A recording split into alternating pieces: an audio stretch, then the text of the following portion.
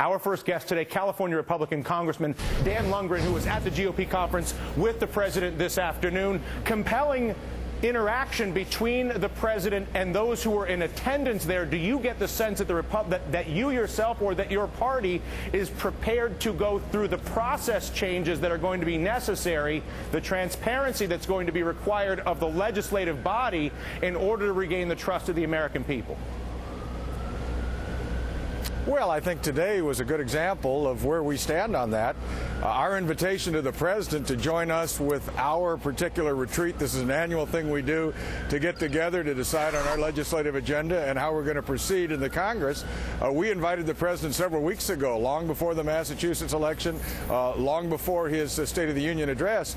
And frankly, the president was gracious in accepting it, and this was a good exchange of ideas here. One thing people ought to understand, if you have deeply held ideas and principles, it doesn't serve any purpose to pretend you don't. And I don't think anybody pretended otherwise today, but there was an energetic and respectful exchange of ideas, and we actually showed the president that we have alternatives. That is, we're not just the party of opposition, we're the party of alternatives, and the president acknowledged that, particularly when he engaged in discussion with Paul Ryan, our leading Republican on the Budget Committee, and his ideas about health care reform. Yeah, I agree. I couldn't agree with you more, and I think that what we saw today clearly was a change in process, and I compliment your party for your participation, and quite honestly, I compliment our president for his participation, and I'm very grateful that it was broadcast so everybody could see. In some ways, it reminded me of Tony Blair years ago on the floor of the Parliament in a real debate over ideas, which is compelling. Then you feel like, okay, these people are being forced to debate in public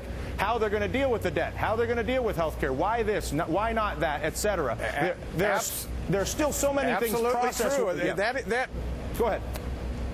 Well, but one of the great things about today was, if you talk about transparency, this is transparency. Yes, sir. You let the American people look while we're actually discussing. They saw that there are differences, but they also saw there's mutual respect.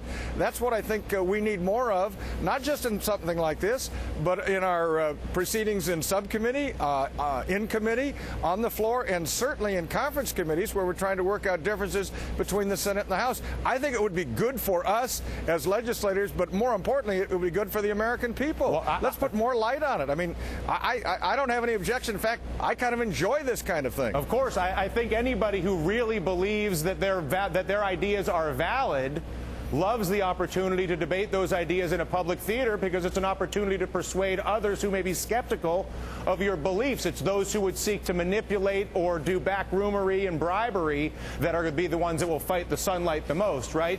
The president answered a number of Republican questions today in a nationally televised Q&A. Again, very extraordinary. Appeared to get pretty frustrated with one particular question about the national debt. I want you to take a listen to this and let's talk about it.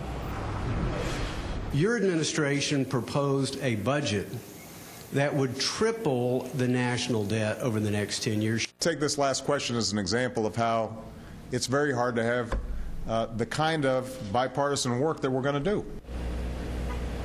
Do you get the sense that the flow of momentum is in the direction of the rhetoric you're offering in your conversation with me today, the rhetoric we're hearing from the president over the past few days? I've talked to others on the Democratic side of the aisle who echo this rhetoric.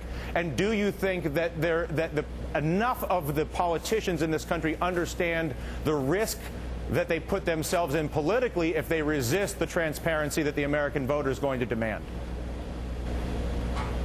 Well, I think a lot of people have sat up and taken notice after what happened in Massachusetts. I also think that it's unfortunate that some people cast Jeb Hensarling in the light of making a political speech. You have to understand Jeb Hensarling from Texas. He has consistently come up with proposals for budgets, even against Republican leadership in the past number of years. This last year, his particular budget proposal was basically around which the Republican alternative was formed.